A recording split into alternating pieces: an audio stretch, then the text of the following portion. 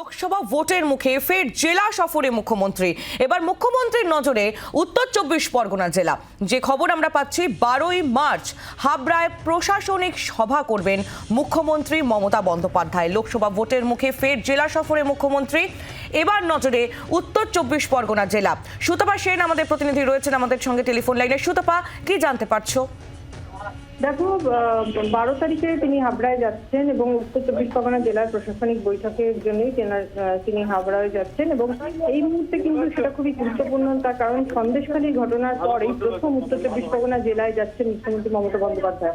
কাজে সেখান থেকে তিনি কি বক্তব্য রাখেন সেদিকে অবশ্যই নজর থাকবে।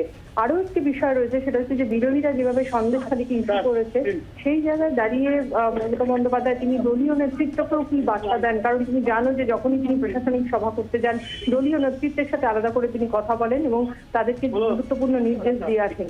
কাজে সন্দেশখালীর পরিপ্রেক্ষিতে উত্তর 24 পরগনা জেলা জুড়ে কিন্তু খানিকটা কোণঠাসা অবস্থা তৃণমূল কংগ্রেসের। সেই জায়গায় দাঁড়িয়ে যে দলীয় নেতৃত্বকে কি বার্তা দেন সেদিকেও নজর থাকবে। অন্যদিকে ওই সভা থেকে তিনি কি বক্তব্য রাখেন সেদিকেও নজর থাকবে। নজর রাখো সুতপা। আপাতত ধন্যবাদ। সুতপা সেন আমাদের প্রতিনিধি ছিলেন আমাদের সঙ্গে। বাংলার আওয়াজ, বাঙালির আবেগ, জি 24 ঘন্টা।